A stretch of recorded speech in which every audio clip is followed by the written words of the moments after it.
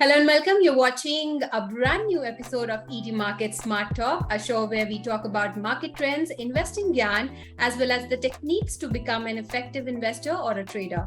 Today, I'm going to be joined by a very special guest. We have with us Mr. Ajay Vora, Executive Vice President and Fund Manager, Investment Management at Edelweiss Wealth. And he is going to tell us more about AIF space and reasons that are driving investors towards alternative investment funds. Thank you so much, Mr. Vora, for joining us on ET Markets. Thanks a lot, Tanya. Pleasure to be here. Thank you.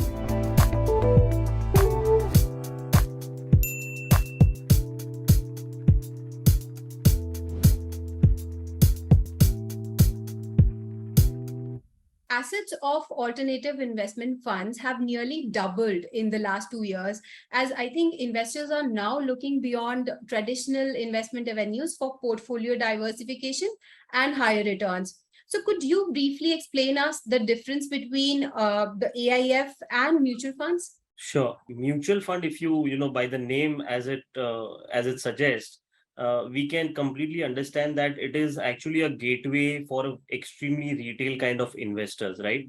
So because the someone who just does not know anything about the capital markets, financial markets, they have a suite of products which is being offered with a very different risk profile and a different return profile as well.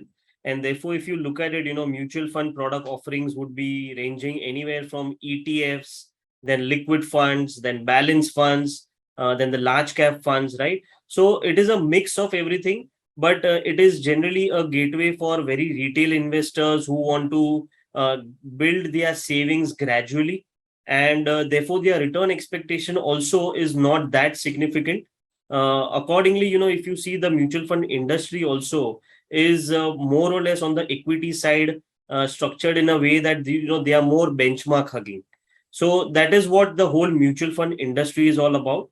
More for retail, with lower risk, and basically the return profile also is accordingly. Now, if you look at the alternative investment funds, the way it has evolved is basically, if you see the type of investors, if you see the HNI, ultra HNI, or family offices, they have become more evolved in terms of their product requirements. Their returns expectations are also pretty high because they are sitting on huge sums of investments and savings, and they would not very much be keen to go through the mutual fund route. So for this category of investors, this is the whole platform, which is the AIF platform, which has come into play over last few years in the country. And the best part is that they customize the product based on the investor needs. So all the large investors are able to get their own requirements from these particular platforms. So we can discuss about the different product offerings also under AIF. But I would say that it is an evolved class of investor who eventually gets into AIF, because the ticket size itself starts from 1 crore, right? So in the mutual fund, you can start with 500 rupees, but in AIF, the minimum ticket size starts from 1 crore. So it's a huge difference, and therefore, the quality of the investors differ in both the asset classes. Okay, and what is the current scenario of AIF space in India right now? So if you look at the total assets under management in the country broadly, I'm just talking about big picture numbers, stands at close to 50 lakh crores, which includes equity, debt, and everything, which includes mutual fund and all the other things. Within this, if you look at AIF, it stands at close to 6 lakh crores. And even if you bifurcate further, out of that 6 lakh crore, I would say equity is somewhere close to 1.5 lakh crore. So you have another structured products, fixed income, private equity, all those things is the balance. But if you look at the equity as a whole, out of 50 lakh crore of total AUM, equity under AIF stands at around 1,50,000 crore. If you look at it, the total 50 lakh crore is moving to say close to 100 lakh crore in a matter of 5 years, because the mutual fund industry itself is doubling every 5 years. In that case, the AIF, which is 6 lakh crores, is expected to go to around 20 lakh crores. So if mutual fund grows by around twice, the AIF category will grow at least 3x from current base. Okay, and according to you, what is the scope of AIF investment? I mean, for retail investors in India? So actually, if you look at it, we just follow the global trends eventually, right? Okay. So if you look at the global asset under management, global AUM stands at somewhere close to $100 trillion, right? And within that, the total pie for alternatives globally is 15% odd, right? So 15% is close to $15 trillion out of $100 trillion. And in India, if you are looking at that number, we are half of that. So broadly, the point is that if we reach around 100 lakh crore of AUM in 5 years, we would be somewhere close to, 15, 18 lakh crore alternative AIF industry. Now, the point is that for retail investors, basically, people are prospering over 3, 4, 5 years, and a large part of the investors keep on migrating to a higher level. So the more and more investors migrate to a higher level of investments, all these investors will eventually come into the AI fold, because there would be customization of the product, there would be better returns on the products, and so on and so forth. So there is significant scope, and we are definitely following how the global trend has been over years. Okay, all right. Now let's come to your market outlook. I mean, what are your expectations from markets for the second half of 2022? I mean, the first half has been volatile for the investors, but now experts are saying that the US Federal Reserve Bank may go slow on interest rate hikes after delivering an inline 75 basis points rate hike. So is the worst behind us? Yeah, so Tanya, in one of our strategy which we run, which is Edge, which is a long short fund, we have been maintaining a bit cautious view since last 8 to 9 months, Okay. and therefore, we have been able to deliver far better returns versus the benchmark indices. Okay. And because the whole reason was that at that point of time the inflation was not considered to be that big a worry, and suddenly over last 8, 9 months we have realized how big inflation is eating into the growth, and most importantly the Fed is after the inflation, therefore the aggressive rate hikes were expected. Mm. So now we are seeing the outcome of that, and markets are always forward looking, and therefore till now markets were worried about the aggressive Fed tightening. Yeah. But now as we see 1 year from now, the way we look at it is the inflation is expected to come down. Most of the economies, if you look at it, are slowing down, including US, China, and most of the other large economies. So it is just falling in place that because of the higher cost of debt, because of the rate tightening which is happening, Yeah. and inflation as well, consumption, investment, everything is coming down. So the point is that going forward we are expecting inflation to be far lower than what we have seen earlier, and therefore the pace at which the Fed is going to tighten will also soften. So, in the history of the whole investing world, no one had ever seen Fed tightening by 75 bips in one specific meeting. And that is what we have just seen yesterday.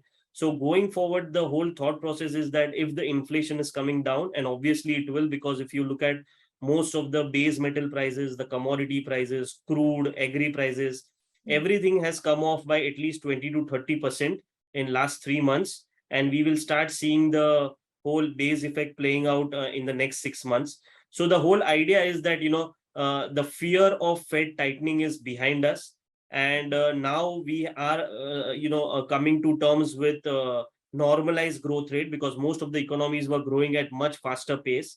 So it's a new world now, and I think the markets have corrected quite a lot. In fact, I keep on saying that recession is not a lockdown, whereas the capital markets were terming it that as if the all the companies are going to shut down, and the overall earnings will take a big knock. But if someone was growing at 30%, maybe he'll grow at 15%, 20%, but it's not that there would be significant degrowth.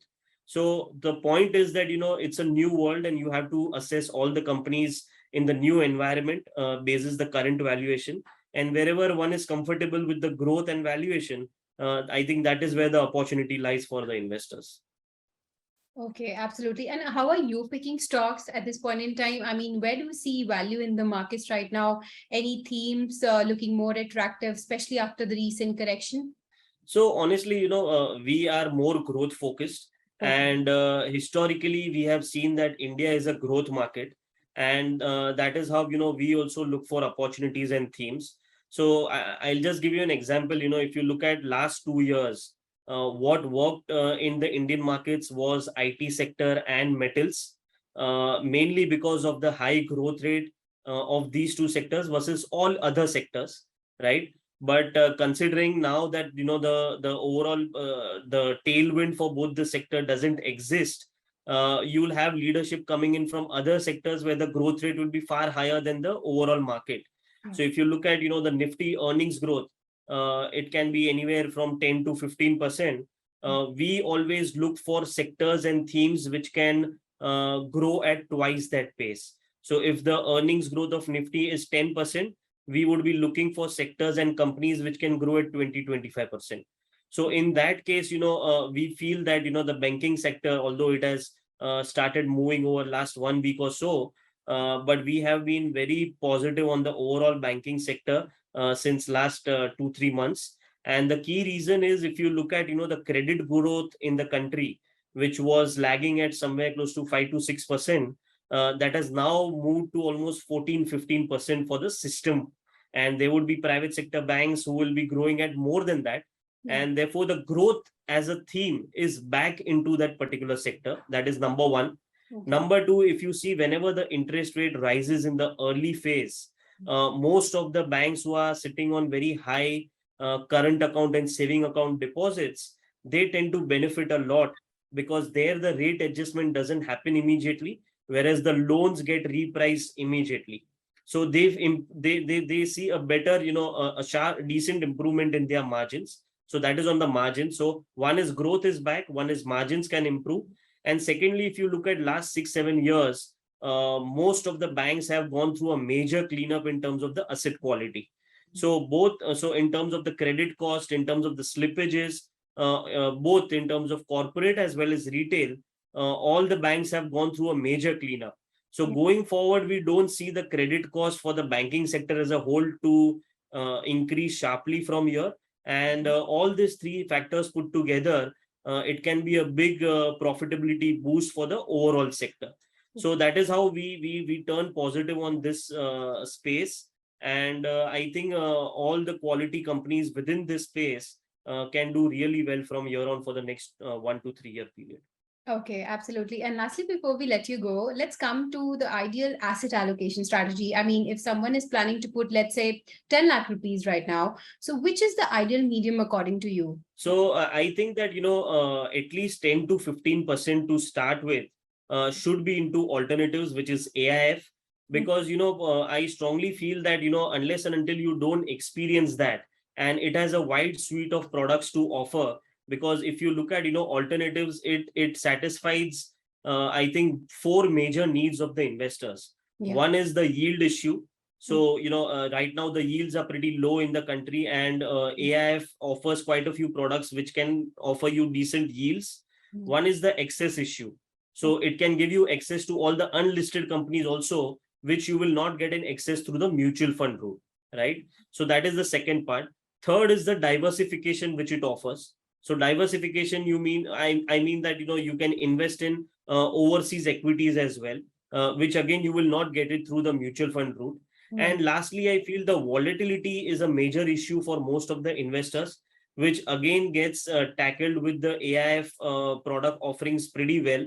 So all these things put together, I feel that, at least 10 to 15% to start with should be invested into AIFs. Rest, depending on the risk appetite of the investors, you can, segregate between mutual funds and direct equity. I think for a retail guy, direct equity will not make sense, and therefore mutual fund can take a, can be the primary for the offering for that. But the point is that I strongly believe that there is no alternative to not investing in alternatives. So, AIF is here and it will grow significantly because of the product offerings and the return profile. So that's how I look at it. Okay, that's the advice coming in. On that wonderful note, thank you so much, Mr. Vora, for taking the time out and being with us here on ET Markets today. Thank you so much. Thanks a lot, Tanya. Thanks a lot. Pleasure is all mine.